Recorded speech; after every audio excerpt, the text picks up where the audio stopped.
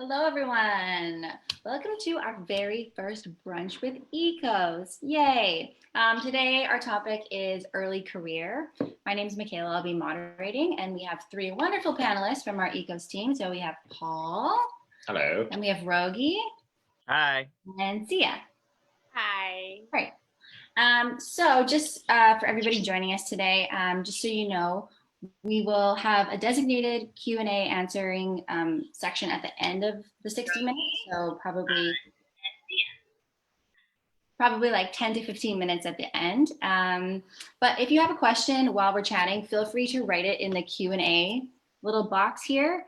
And if it pertains to what we're talking about, I'll just address it right away. If not, I'll wait to the end. So just ask the question as soon as you have it so you don't forget, and we'll either address it in the moment or at the end. Cool? Great. So let's just jump in. So my lovely panelists, I would love, just so we can get to know you guys a little bit more, I would love to know when you started performing, where you were, and sort of what inspired you to pursue a career in performance. Paul, do you want to go first? Sure. I didn't know that I wanted to be a performer. I was like a sports athletic kid growing up. And then I got into choir because they went on cool trips in high school. And then that led me into the musicals. And then I was like, that's fun. And then that was going to be the end of that. And then I went into engineering at UBC. Didn't like that and didn't know what I was going to do. So then a friend told me to audition for the theater program at CAP University. So I did, and I got in, and here we are. Great. Thanks. Raugi, do you want to jump in? Yeah, sure. I decided to be an actor when I was a kid, like 14.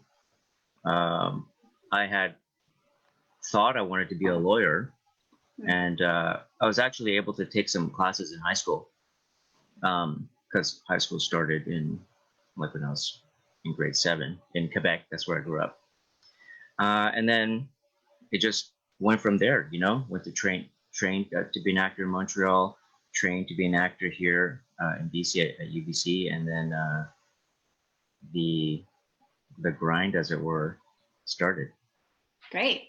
Yeah. I would love to chat more about that training in a little bit. Sia. I did not know I wanted to be an actor. I was actually going to university for social work and working with children that were immigrants to Canada because I am an immigrant. And then from there, I decided that, this is not what I want to do right now. So then I moved to Vancouver, went to Vancouver Film School for 6 months, and I was like, I don't want to be here. Jumped ship and went straight to LA and was there for 7 years. And then I came back to Vancouver because I was like, there's not that many Black people in Vancouver. It might be easier. So I came back here. So where were you before you originally moved to Vancouver? So I was in Fort Mac for a year, then Edmonton. Prior to that, I was in Senegal and Sierra Leone. Great, cool, thank you. I would love to chat about your experience in LA in a little bit. Yeah. So, okay, my next question is, did you go, I know it's going to be a different answer for everybody, but if you went to some sort of a post-secondary school or that had a program for performing, if you went to a program like that, do you feel like that program set you up for success? And when you graduated, did you feel like you had the tools and experience to go into the world and be successful? Is part one of the question. Part two is, it seems like you all did some sort of post-secondary for acting. So maybe let's just jump in with that. Let's just keep this order that we have going. Paul, did you feel well prepared after going to Capilano University? And if not, what are the things that you wish that you had or wish that you had known when you were just a little graduate? Considering I knew nothing going in, I would say it was pretty good at furthering me along. I wish I could do the 3 years over again, like 5 years after I graduated, because the 3 years at first, it's a lot of new things. It's a lot of, here you are learning how to audition properly. Here you're learning all this. And so a lot of it is learning how you act and how you learn things. And there's a lot of that you have to know and you have to be self-aware about. And so there's, of course, there's always going to be the like class drama stuff. So if you get distracted by that, or if you don't know how you learn in terms of your acting techniques and that kind of thing, then it turns out to be a little jumbled. At least it was for me. So I wish the 3 years were great because they just throw everything at you. But knowing nothing, it took me from 0 to maybe 60. And so if I could do the 3 years over again, A, I would have worked harder.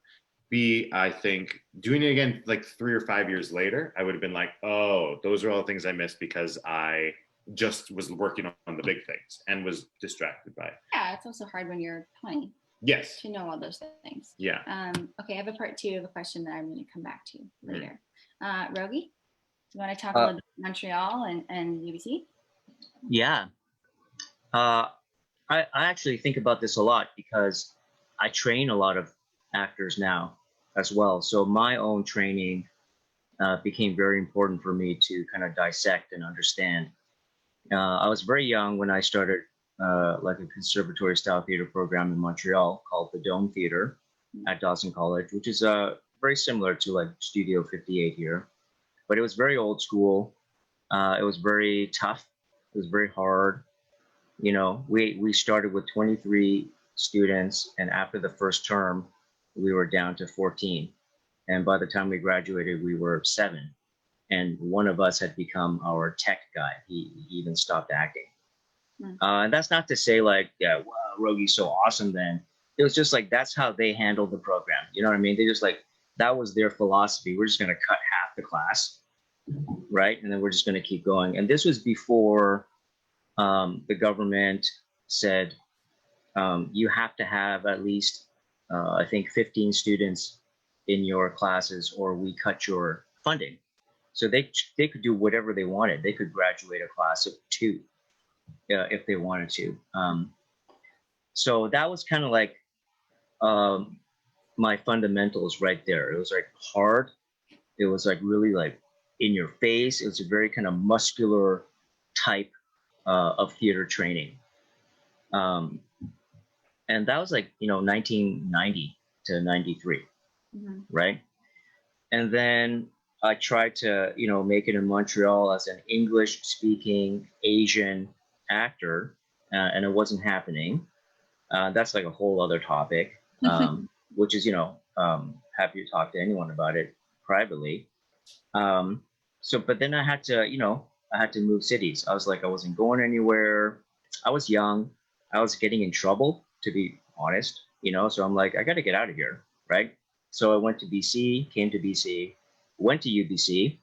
Luckily, because it was a university, so the philosophy of training was different. And I was really able to focus on vulnerability. There's a really big, important word in acting that I believe can exist in all performances, regardless of what your character is doing or how aggressive or whatever. And in the 3 years that I was at UBC doing my BFA there, I really learned how to find my vulnerability and match it with like my kind of muscularity of acting. And it really helped, like that combo really helped me to book stuff later on. Yeah, it's interesting how one program you might not feel like it's working for you, but then you combine it with something else and it's magic. Yeah. Cool. Great. Do you have anything else to add on that subject? Yeah, you don't have to do 6 years of training to be an actor.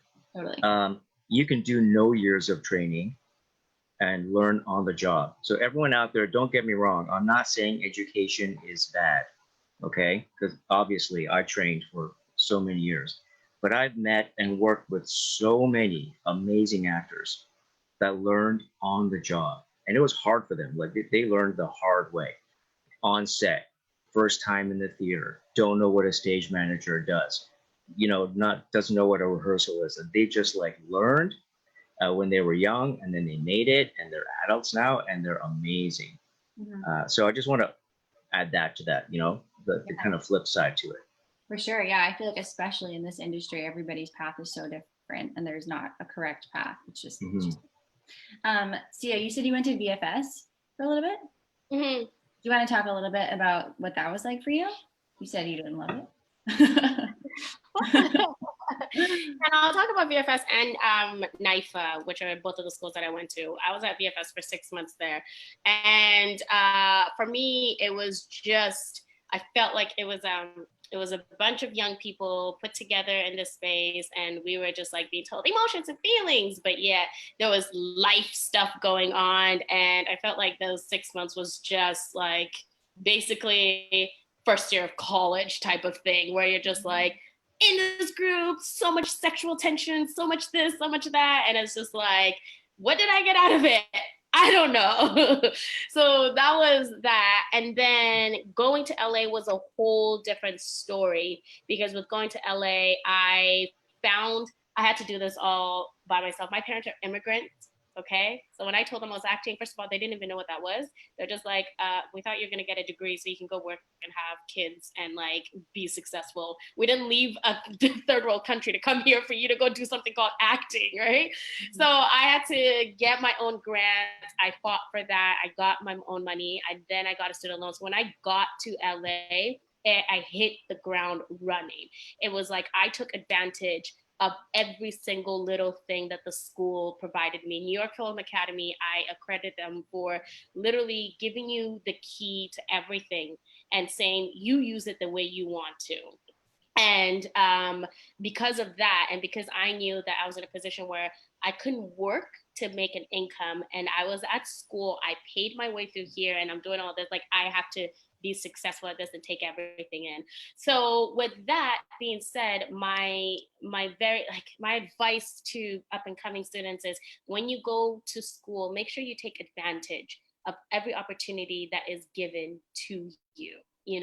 And it's just like, because if you don't, then you'll come out of it with nothing, basically, at the end of the day.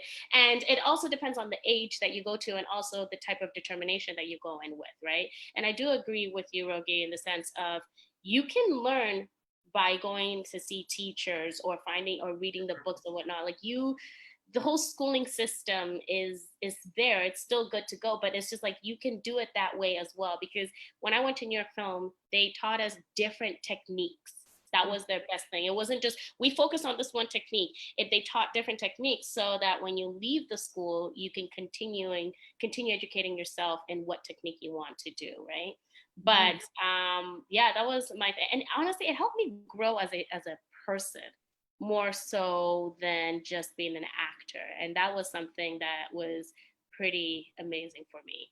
Mm-hmm. Mm-hmm. Yeah, I feel like a lot of like training, like sort of just kind of speaking to a few things that were said, like it's hard when you're going into theater school and you're 19 or 20, because there's a lot of other things that are going on. And I do think that maturity is a really important part of what we do, and just like knowing yourself as a human. And so sometimes you have to like learn those things as you're going through the program.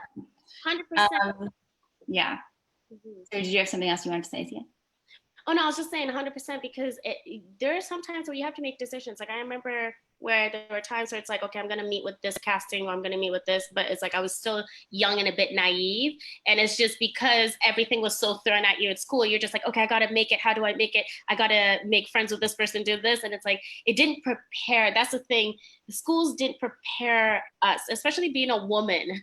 Like, I'm not trying to make anything sound sexist here, but being a woman, there was never a class that was like, okay, ladies, let's sit and talk. Okay.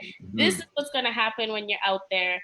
These are the things. Make sure you go to meetings at this time. Like, make sure when you find an agent, you look into them. Because the thing with LA, there's a plethora of options for you. And it's just like, you can fall into any type of scam, anytime, and that wasn't something that was given as a assistant, so. Maybe schools are doing it differently now. I don't know. But when I went, there was none of that. Mm-hmm. Sure. So my second part to that question is sort of for like the year or two after. Oh, sorry, I'm just going to jump in really quickly. We need to do some land acknowledgement, everybody. We are on Zoom, but we are still on this land. So this event is being hosted on the traditional, ancestral, and unceded territories of the Coast Salish people, in particular the Musqueam, the Squamish, and the Tsleil-Waututh First Nations. We are honored to live, work, and play on this land together, even during this pandemic, especially. Okay, so I was just going to jump into the second part of my question with that is, so like the year or two right after you graduated, what were the biggest things that you had to learn or unlearn or relearn as you went out into the real world and started to audition and meet people that were working in the industry? Does that make sense? Oh yeah, no, 100%. Yeah. Well, it's interesting that this panel is early career, because I mean, I feel like I'm still learning things and learning how I am most effective even now. So out of school, I feel like I was a completely different person now. But after school, I feel like I was throwing everything against the wall to see what sticks. Was my best bet at an audition. But that's part of the learning process, right? So when I left CAP, I was lucky enough to have an agent already, and so when I was going to auditions, I mean, I was singing the songs that we learned, that I sang in school, the 8 songs that I sang, and were they the most effective or the best choices for the audition? I don't know. So that's the trap, I think, is that you fall into, is that if you booked a job, then what you did was right. And I don't think that's the way to go about it, because maybe you got it for reasons that weren't, you sang that song. And so then you start to say that I sang that song, so it must be good. That's why I booked the job. And so I'll just sing that at everything. Mm-hmm. And so you start going down that road, or at least I did. And so I'm learning now, or still like unlearning things from CAP and learning different things that worked. And not to say that CAP didn't teach me anything, but so I feel like I'm learning how to be an effective actor now, using different techniques. And we're doing a class now, Makayla and I, that we found teachers that you're like, oh, yeah. And then you think back and you're like, yeah, they definitely told me that at CAP, but wasn't ready to hear it or wasn't ready to learn it. I don't know that I'm answering the question even a little bit. What's the question? Just like, yeah. you answered it. Like the year after you graduated, what were the things that you were like, oh, I was told that I have to do this at every single audition, but now I'm realizing that that's not really the case, or right. Like I realized very quickly that song choice this is where I was going with it. Song choice is not the be all end all. You don't have to wear the costume to the audition. I don't have to change. And I did dance calls in like a full button up shirt and dress pants back. Like, it's just, they care more about, are you good to work with and are you good at what you do? And don't worry so much about the other stuff is my thing now. So interesting to like piggyback off of that quickly a second. And I know this is going to come off terrible, but I mean this in the kindest of way. But you know how you said you wore the shirt and you wore all that? You learned that from school, right? Yeah. And I feel like a lot of times, a lot of things that we learn from school is because the teacher's teaching it, or whatever the curriculum is from back that time, or like, no, but now this is what they're doing and this is what they're wanting. So it's like teaching the kids that of like, actually, we've done research and this is what they're asking for right now, not what they're asking for back in the glory days, right? But it's also like, I don't know what the word. Professionalism. Well, I don't know what the right word is. Like I would go to like the Stratford auditions, right? The big Stratford dance call, and I would show up and I'd be like, well, I'm singing in this. So then at Cap, they told me to wear this because it kind of looks like blah, blah, blah, blah. And people at Stratford dance call were coming in like a tank top and shorts. And I would be like, oh, like they don't care. They care that you can dance. Sure, but I will add that as much as I don't think that you should go into an audition in a costume, I think that there's something to be said for choosing an outfit that makes it look like you put some thought into what you're wearing and that you didn't just roll out of bed and show up. Sure. So, Yeah, 100%. Like, but if you can't afford to go get like a full doctor suit, like exactly what you're saying is like, what else does a doctor wear? Okay, like a nice blouse or something when they're not, you know. So. I'm gonna put some thought into it, but my biggest, I guess, realization is like I'll put some thought into it, but then I'm not going to stress because I have a black shirt instead of a white shirt. Totally. Yeah. I feel like work on the work. Yeah. Worry about they'll cost you one day. They have a whole department for that.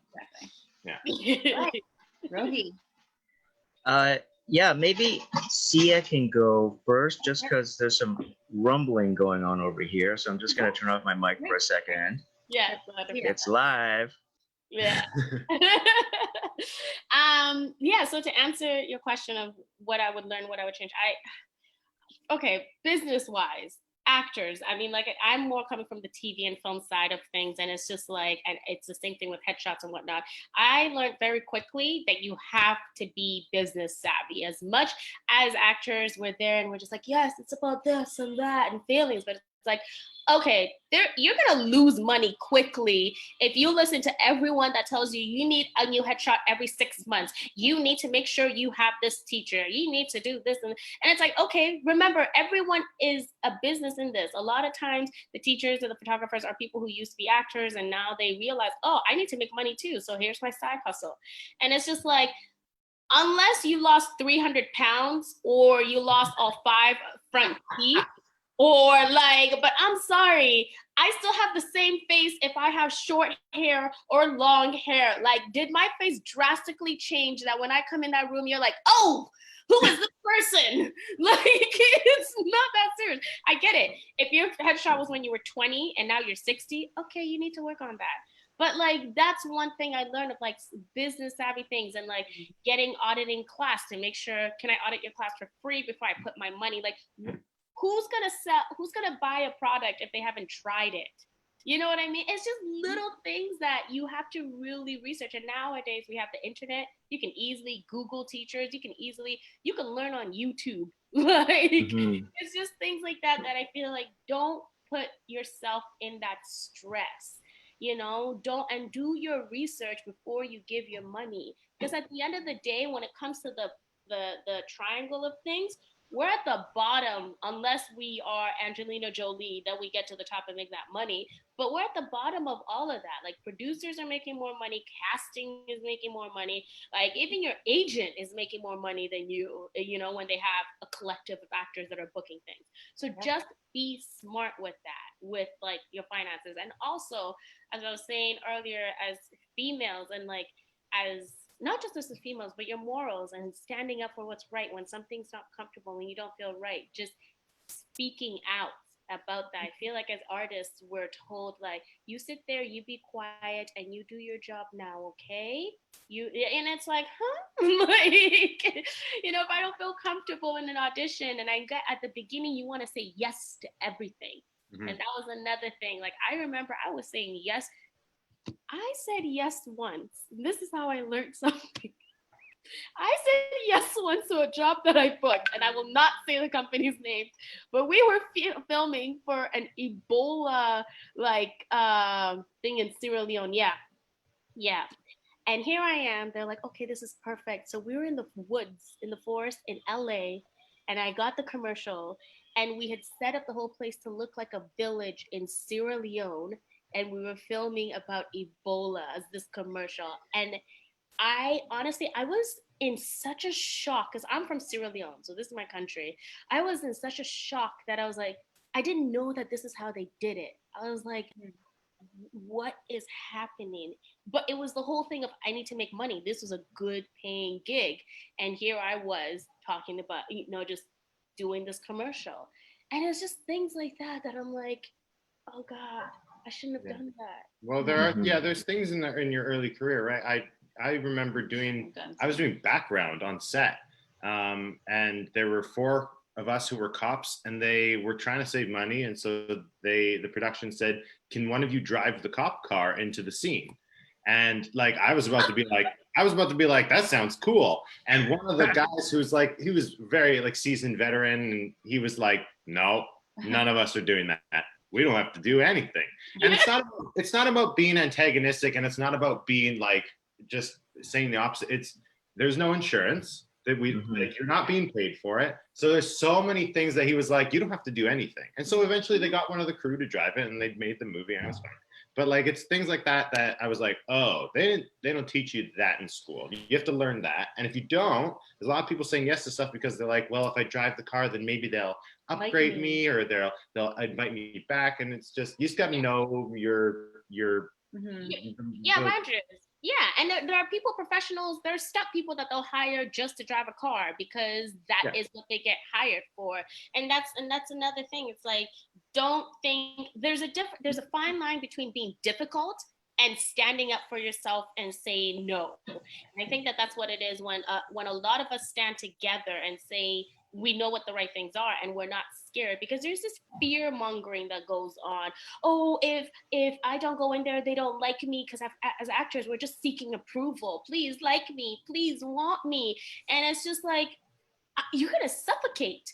Always wanting approval. Like, you want a voice, you want to say something, and if you don't stand up for what is right, you'll just fall for everything at the end of the day. And I get it, it's scary, but when you walk in with that confidence, and that's what gets you to the top, is having that confidence and saying, this is what I stand for. Either you go for it or you don't. Guess what? Someone's gonna go for it, and you will make it. A lot of actors that have made it, it's with that confidence.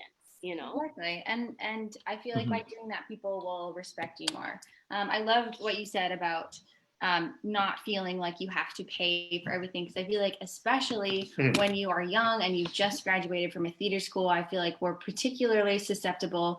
I don't know, it's not that people are trying to prey on us, I don't think, but that you are just getting an agent and they're telling you, you have to get this, you have to be in this class, you have to do this if you want to make it. And I think it's important to know that, A, do your research, and B, there's lots of ways that you can continue your training and continue to better yourself without spending all of your money. That money, yeah. And it's all about getting creative. I remember in LA, I was like, okay, this is what I'm gonna do.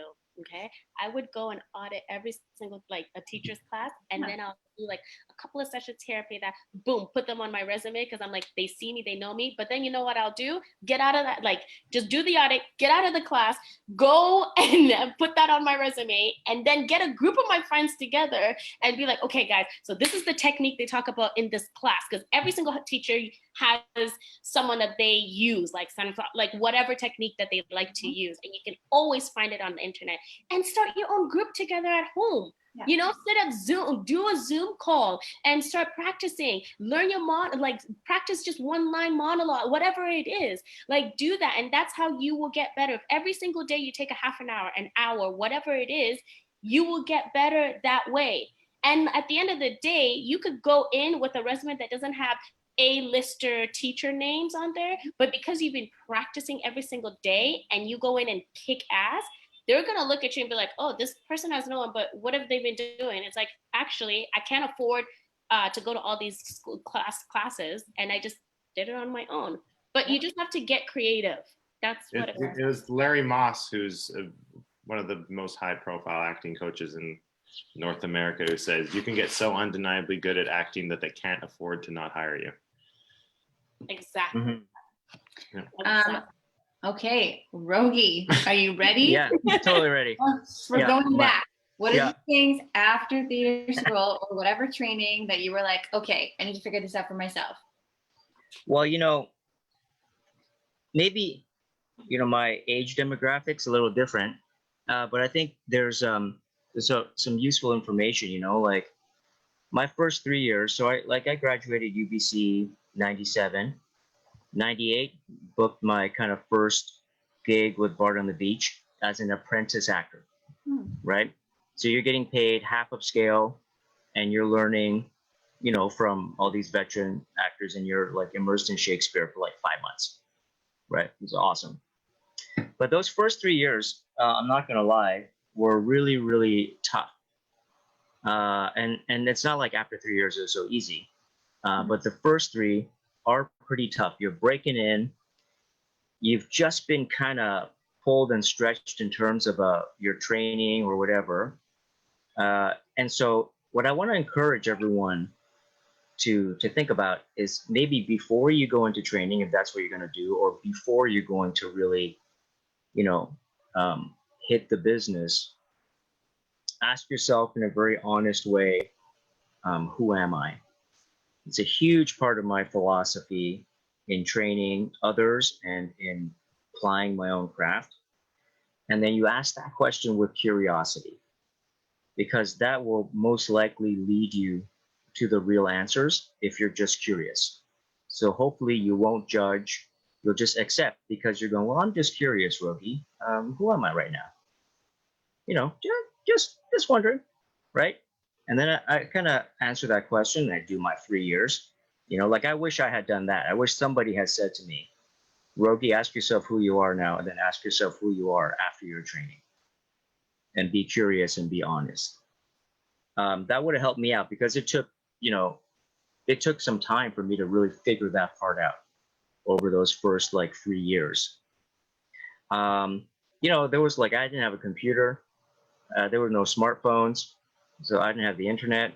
I had a pager and a pocket full of quarters and the fax machine at the corner store. So everything moved really slowly. I would get a page from my agent, and if I was out, I'd plug a quarter into the phone booth and go, hey, what's up? Yeah, we got an audition for you in 2 days. I'm faxing the sides to the corner store that you gave me last time. Got it. And then I'd go to the corner store and I'd get the sides, and I'd have like 2 days. Like the whole process was so right. But now on my phone, I can audition 3 times, 4 times a day with different sides, film myself, send it off, and I'm like auditioning like crazy now because of technology, right? So everyone that's just has spoken is, you're right. Everything is different now. Everything's faster now. You know, when I was in those first 3 years, I would actually get notes from casting. Like casting would send my agent notes like, hey, Raugi's great, but his performance is a little big, you know, because I was theatrically trained. So, and I'm auditioning for some TV film stuff. So it wasn't gelling. And again, nobody was giving me that information, right? Nobody was saying, hey, Raugi, it's all acting. But this is theater techniques, and these are some TV film techniques, right? So it's that kind of information that you really start to learn in your first few years, you know, out of your training, or in your first few years in the business, right? You do start to learn what's dangerous, who's dangerous, what situations are not ideal. And then on the flip side, it's like, wow, who's awesome? Who's full of love? Who's helping? You know, what companies are mindful and things like that. And you start learning about money. I had maybe 4 what I would call walkaway jobs. 4 tiny little jobs that I would do to make my rent every month. And then I'm like, hey, I have an audition, you know, can I reschedule my shift? They're like, nope. I'd be like, see ya. And I would quit one of those 4 jobs and, you know, go whatever. That's kind of I would say, you know, maybe from what I've noticed now, people are able to find better sources of income than what I did. You know, I was just so like old school, hit the bricks, rah, rah, rah, you know, just right, put your nose to the grindstone, son, you know, kind of thing. But yeah, that would say my first 3 years was just kind of really solidifying the who am I and understanding the curiosity of that. Right. Yeah, I think that is such an important question to ask, because I think very commonly in a theater school, and it's so natural, is that you're always trying to like fit in. But the thing that is like the most beautiful thing about all of us is that we're totally unique, and that's what people want to hire. So it's really important to, yeah, ask those questions. And then you kind of segue very nicely into my next question. Oh, did you have something to add? No, I just wanted to agree with you on that, Makayla. A lot of actors forget that. And I just talked about this yesterday in the other workshop.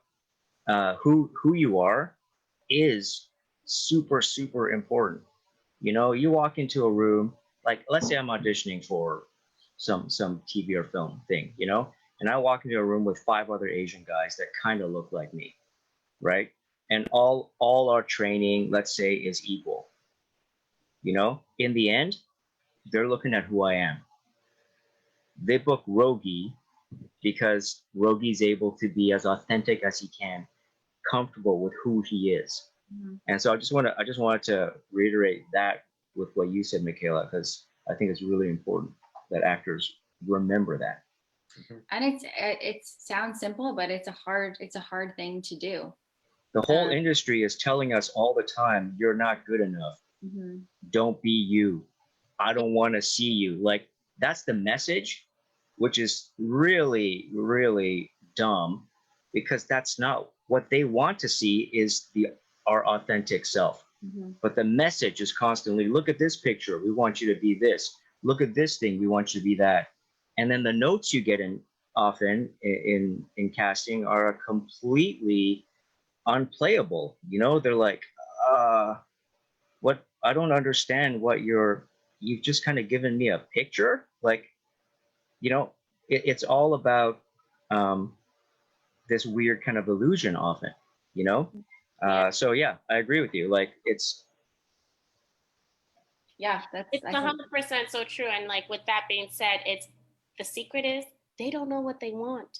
You in there, and that is something that they don't want you to know, or whatever it is, but it's like, they don't know what they want. You tell them what they want. You know what I mean? How do you think a lot of these people who are now famous got in there? Because they're not the same. And there's this fear-mongering thing where, you know, we see someone on screen that looks like us, so we're like, we have to act that way. Okay, I have to be more hood, or I have to be more like, dainty, because this is show the girls. And it's like, no, you go in there and you show, no one else can be you except for you. And then all you're saying is a bunch of lines that you connect to who you are as a human being, as yourself. And they will be like, oh my God, that's exactly what we wanted. When they wrote on the call sheet, must be this height, must be this, we want that. And you're like, oh, that's what you want? Okay. And it's just like, always remember that. No one knows what they want. You tell them. And that goes into what you were saying before about just the confidence, which again, is easier said than done, but yeah, it is. Okay, Raugi, you kind of segued very nicely into my next question, which is, how did you, or how do you continue to support yourself in this career, especially starting out, you know, when you presumably were not all working full-time as actors right away. So yeah, like, how did you balance that between auditions and life and making enough money to pay your rent and all of those things? Well, yeah, no, go ahead, Paul. Sorry. Mine, I mean, I did the whole work at the restaurant thing, but I can't do it. It's not for me. I get why actors do it, because you can audition in the day and work at night. I couldn't do it. So I started doing my personal training certification. And so I have that, and I train people and work at gyms, and then audition and move clients as needed. And if I have a show, then that works out for me, because then I can audition during the day and work at night, or other way around. And yeah, that's mine. Great. Simple. Mm-hmm.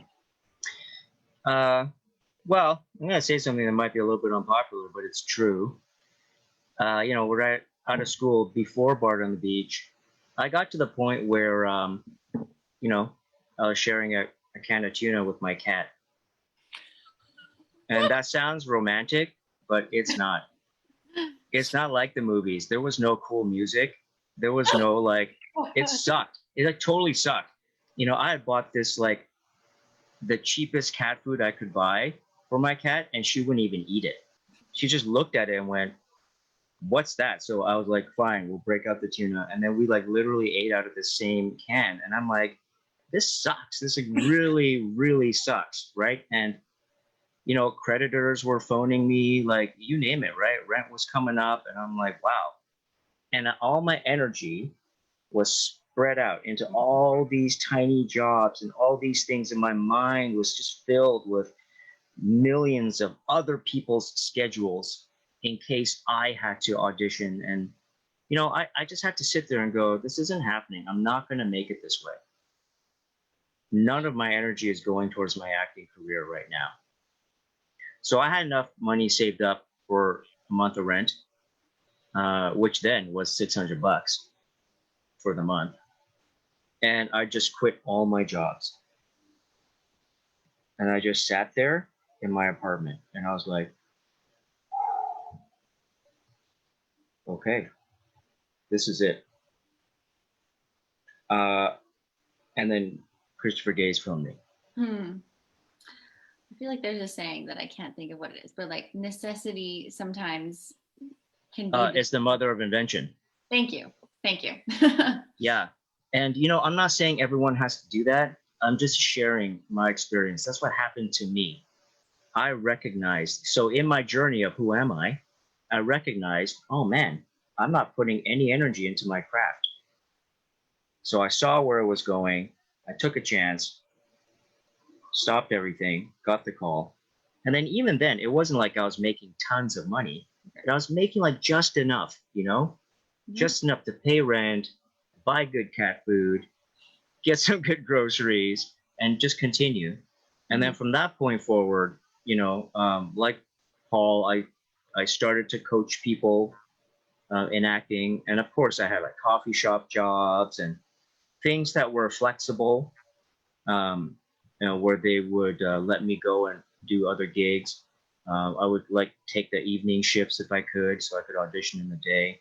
Like this is a very typical actor's story. It's not every actor's story, but it's very, very typical, right? You work jobs that pay you the most that they can and give you freedom to do the thing you really love. For sure. Right. Sia? Yeah, I mean, it's exact same thing. Just the odd jobs. I mean, I have done some pretty odd jobs. I was considering going around and sharing everybody's oddest job. No. But it's the same thing. I'm just like, I just didn't want to put a lot of energy into my odd jobs. So it was just like I would literally half-ass every single job I had just so that I could conserve energy to go into the audition room and do all that. And it was the same thing of just like, oh man, I don't want to do this anymore. So then once joining the union, it's like, okay, stand in background, at least with that, it keeps me within the industry. But then you have the whole thing of then you're dealing with the hours on that, you know what I mean? Because then it's like, oh, I'm on here, but I get a call. And it's just so stressful because you always go through this whole your agent and you and work.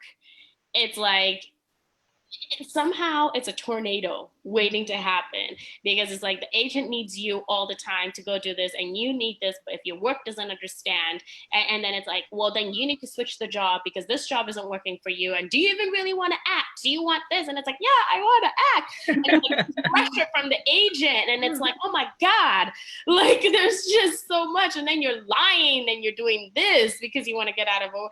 And I'm like, nope, screw this, I'm done. Like, and I think it was when I had a child that I was like, yeah, no, this isn't gonna work out for me. Like if an audition comes in and I know it's not something that I'm gonna get, I'm not going to go for it because I'm not wasting my time anymore.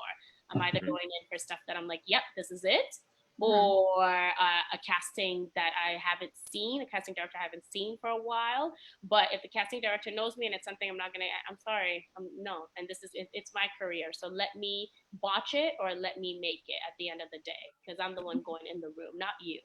You know, and it's just like forget the jobs. Forget the jobs. If something comes in and I have something that I'm doing that's going to make me money, I'll do that over going in. Like it's just, but it takes time to get there because at the beginning you want to please everyone. You know what I mean? You don't want to screw off that boss just in case a big gig comes, but you don't want to piss off your agent because then like you'll be blackballed, like, yeah, or blacklisted, whatever that word is. Yes, it's a delicate balance. I like what Raugi said. It's challenging. It's not that it gets easier, but anyway. Okay, so what was it like for you when you kind of like got that first break or started to book a little bit? And like, what were those projects like for you? I don't need to know exactly what the project was, but like, what did that sort of mean for you? And were there things that started to click like in the audition room for you? Does that make sense? I'm not going to say it's a bad thing, but you start booking, and if you're result oriented, then you start to equate that with, well, then I guess I'm good, which is a trap to fall into, because then, well, if I'm booking things, I don't really need to get better. So I fell into that trap a little bit because I came out of school and I booked Spamalot at the Citadel, which was great. And then I didn't book anything again for like a year, something like that. So it's with the failures that you learn the most things. You book the job and it's great and that pays the bills, but then you go to the however many auditions and don't get them. And then you kind of go, okay, well then what do I need to change? What else do I need to learn? And then you start to do that. And then you book another job and you head in that direction a little bit. And so booking the first job was great. I learned so many things that I didn't know in school, like understudies and all that stuff. But just caution yourself that it's more about the process and getting better and the work than it is booking the job. Because if you're always saying I booked the job, therefore I'm good enough, that's not where the fulfillment, but B, that's not necessarily the right answers. So are you doing what you want to do when you go into the audition room? That's what I've learned you need to focus on. And so I'll go in and say, I did what I wanted to do and not get it. And then I'll go in sometimes and I'll go, yikes, that was bad. And then I'll book it. So it's not a linear thing. We're not playing baseball and you hit X amount and you made the team, right? So finding that fulfillment and finding that I did it, that line, that isn't dependent on whether or not you got the job. Yeah, like it's definitely nice to have the validation of somebody being like, we want you for the job. Like that's a good feeling. And especially when you're starting out, it sort of says like, okay, I like maybe not on the right track, but it's dangerous to equate your self-worth with booking the job. Because then when you don't book the job, you go, oh, it's me. They don't like me, which is not true. Right. Well, it's the only industry. You're not selling vacuums, right? Yeah. If you don't like this vacuum, I can sell you another one. If you don't like that one, I can sell you that. You're going to the room and you're saying, this is me. And they're saying, we don't want you. And it hurts. So you have to find that balance of, I think it was Bryan Cranston, who said you go in the room and you present your work and then you leave. And that's the power you have of it. And that's how you have to take the wins of, I wanted to go into this audition and sing it well and be connected the entire time and focused. And you go in and, did I do that? Yes. Great. This is a good audition. And off I go. And then either they call you or they don't. Yeah.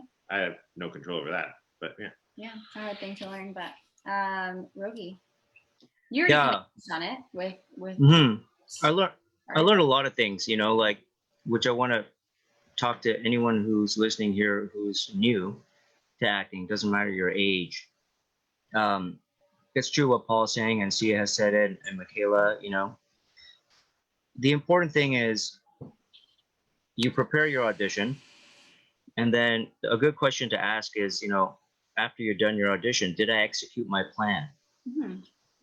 And if you did not execute your plan, that is not the time to just tell yourself how stupid and bad you are. That is the time to become curious right there and go, oh, wow, I wonder what happened. Because then you'll get real answers. If you start going, man, I was so dumb. I meant to do this on this line and I didn't. Why didn't I do that? that's not real curiosity, right? That's you just getting down on yourself. But if you can just have your reaction to it, breathe, and then go, okay, what happened? And then you'll know. I panicked. Why? I didn't sleep enough last night. I didn't drink enough water. My mouth dried up. I shouldn't have partied last night. You know, that's mine. Like you know, like I was constantly like distracted, right? And then you'll know what's going on so that you can make a better plan for next time. And it's all about that growth. You know, it's all about who you are, what's happening, right? And I want to talk about this one term that we kind of touched upon. It's like, you know, don't take it personally kind of thing. This idea of having a thick skin, right? To which I actually disagree with. I think all actors should have no skin.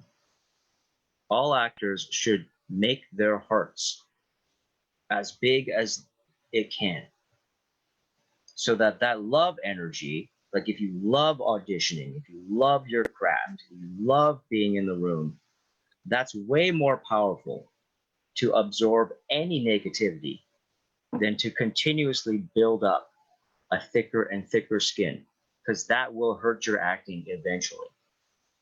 But if you can start practicing at the beginning, like it's really scary, but here we go. Yeah. But if you get used to being in that place, not only are you more pleasant to watch all the time, because you won't feel like, you know, people will like you in the room because you'll feel like love. You'll less likely get hurt from the industry. But it takes a little leap of faith to do that instead of, you know, like blocking. Right. Yeah. Thank you. Sia. Question again. When you kind of first, like when you got your first break and when you first started to book, like sort of what did that mean for you? And in the audition room, did you feel like things were starting to click, or what was that time in your life sort of like? Well, for me, it's just been an up and down. It's just been like consistently book, and then it's like nothing at all. So for me, it's just at the beginning, it was really hard. Well, when I first booked my thing, it was just like you were booking stuff that's not what I want to do, but you were just making it like I was accepting it for the money, right? It's just like, oh, okay, yeah, there's the money. But then the money comes and goes, and then you're like, oh, and I didn't do anything that I wanted to do. So we need to like figure things out here. And that's what that did for me. It made me feel like, okay, I need to be really picky, and I need to let my agent and manager know that like there are things I'm not going to take. Yes, I may not have the name to stand up and say, I will only go for certain things. But I really commend those actors who know what they want to go for, and they'll only go for those things when they start their career. It's like, this is what I want, and this is what I'll always go for. I may not always be in, but I know that this is what, you know, my heart desires. So that was that for me. And I took that as an educational piece. Anytime I'd go in and something wouldn't click, I would always do the question of like, okay, what did I do last night? Where am I physically, mentally, and emotionally? Okay, I need to make sure this doesn't happen. I used to just journal. So after the audition, I would just journal and then be like, okay, what out of this journal is actually helping me? And what do I just need to forget? So the parts where I'd write are like, oh, I can't believe I would forget those parts, but I would remember that, oh, I wasn't there. I wasn't present. Okay, that's a pattern I'm noticing now every time I'm going in, right? So just keep, and if you don't want to journal, a voice note. Our phones literally out of it. You sit in the car, and it's so good to talk it out, and then you're done and you forget about it. And I have this rule with my friends where it's just like, after an audition, I don't want to talk about it. And I call auditions interviews. I'm going for an interview. So after an interview, I don't want to talk about how the interview went. If the interview went well, you'll hear about it. If it didn't, you won't hear about it, like, you know? So that's something that, Awesome. I'd love to add just a little bit to what Sia was saying. I think that's a really great technique. I often say to people, you know, try to let your outside ears hear what your inside thoughts are. Right? Because when you say it out loud and it comes back into here, you often will be able to go, oh, Yeah. No, that's not what I'm thinking. But if you just let it stay in there, it's moving through all these weird filters, and your ears aren't actually hearing what you're thinking. Yeah. So yeah, see, that whole voice memo thing is great. Yeah, 100%. Okay, we need to start wrapping her up. So for those listening, if you have any questions that you want to ask right now is the time. I'm going to start off with one that we had from earlier. So I feel like this question can tie a little bit into the panel that we're having tomorrow about theater training. But the question is, do you feel like your training addressed what it is to be a racialized artist? So I feel like this is probably a bigger conversation than wrapping this up really quickly. Could you say that again? Yeah. Do you feel like your training addressed what it is to be a racialized artist? And again, no. this is, yeah. Go, Raugi, go. Yeah, no. Everything was trained through a white filter, right? And that, there were most of them were white instructors. A lot of the material, right, was white. I mean, when I was starting out, there weren't. I didn't see many people of color on TV or on stage, and even now, not a lot. Yeah. So, I think the conversation now is starting to move towards taking that into consideration now. I'm not trying to blanket all training institutions like everyone was bad. It's not that. It's that idea of like, oh, we have a racialized student in our acting program.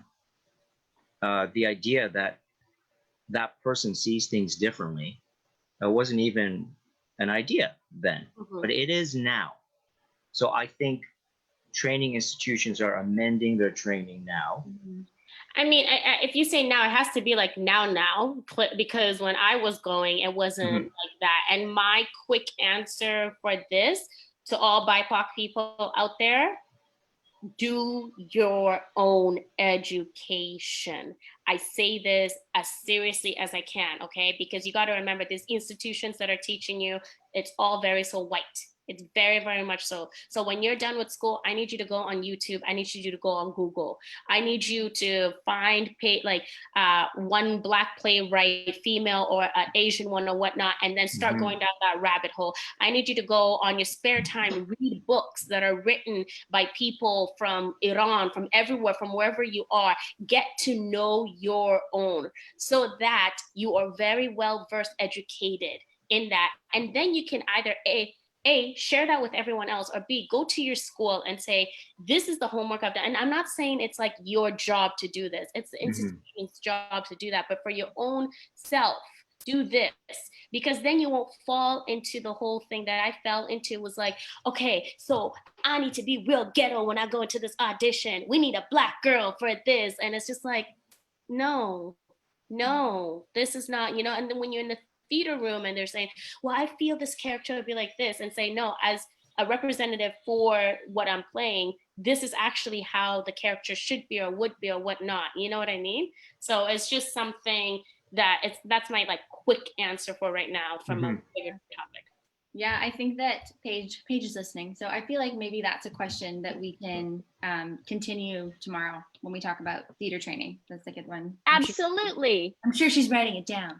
Okay, 2 quick questions before we wrap up. I said I was going to be really strict on time, then all of a sudden we're almost at time. So bear with us. We're wrapping up. I know Paul has run soon, but I'm going to ask this question to Raugi. It says, how is the work-life balance as an actor? How do you make time for your family and friends? Yeah, that's really, really, really good question. At the beginning, I didn't. Okay, I'll be perfectly honest. It was a very isolated. I was just constantly like my craft. Lifting weights in my living room, running monologues, hustling all the time. And I was alone here. Like most of my family was back in Montreal or Taiwan or Toronto. But it is very important to keep those connections, right? The connection goes like of like love, and like if you want to, that is, you know what I mean? Like I don't want to presume anyone's connection with their family or friends, you know? The how is, I know it sounds maybe trite what I'm about to say, but the how is like, you just literally have to schedule, schedule the time in, so I would take like a Saturday or a Sunday morning, and then I would like call Taiwan or call Toronto, or there was no Skype or Zoom or anything, so we're just like talking on the phone, as odd as it may sound, in quiet times I would always spiritually connect. It's as simple as thinking about them. Some people may pray, whatever it is for you. That's, I think, an important aspect of an actor's growth, to not just cut off all that stuff, to literally be mindful, to take the time to do it, like how you would do anything else that you really need to. Yeah, very well said. Great, thank you. Okay, we have one more question. Okay. I can do it, yeah. Okay, I'm gonna tag team you two. So this is, what is your advice for new actors going out for their first professional auditions? Do you have advice for standing out and making an impression on casting directors, or if you're going in for theater, for the director? Don't worry about making an impression on a casting director. 3 things. I need to run away. An audition is not a litmus test of your worth. Yes. Be believable. Go into the room and be believable. That's your job. What was the third one? Oh, yeah, don't go into an audition, try to prove you can act. If they ask you to sing Happy Birthday, then sing Happy Birthday. Don't use it as an excuse to sing Ave Maria. Do the job. You're there to be believable and bring you in that situation to the part. You don't have to impress the casting director. As soon as you go down that road, come to my mental game seminar. You don't have to go in there to impress the casting director. That's not what your job is. Your job is to, I love, Michael Kostroff was our acting teacher, and there's those like one-line auditions where you have to go in and say, do you want a vodka soda? And you start, what's my objective? And what's my obstacle? And how do I stand out and be creative? Just go in and ask the reader if they want a vodka soda. That's all you have to do.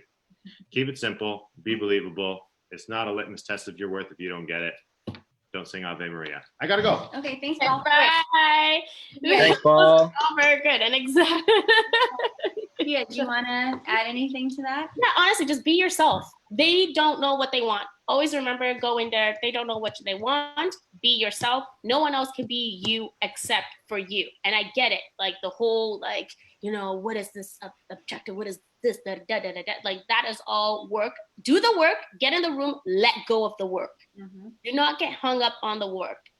And just be you. Why do you think we love watching Denzel Washington even when he does a shitty job and stuff? It's because he is Denzel Washington. And it's just like, if you meet that man out on the street, that's just him. You know what I mean? And he gets paid to be himself. So imagine getting paid to just be you. That is like the greatest trick ever. And the one thing that I will add that Raugi already sort of touched on, and sometimes I think that we forget, is that we all got into this industry because we love it.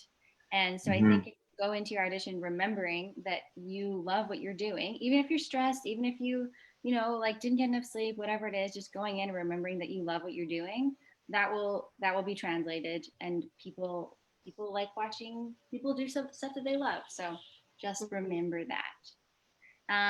Okay, I'm 3 minutes over, so I'm going to wrap it up. But yay, this was our first panel. Thank you to our amazing panelists. You guys had such amazing insight. Thank you so much. Thank you very much for having us. I had a great time. Thank you, Makayla, for your great moderating. Yes, thank you. And thank you to everybody who joined, and we'll see you here at 11 a.m. tomorrow for the training conversation. And we'll have some new panelists, so we'll get some different insights. It's gonna be great. Excellent. Okay. Take care, guys. Bye. Bye, everyone. Thank you so much.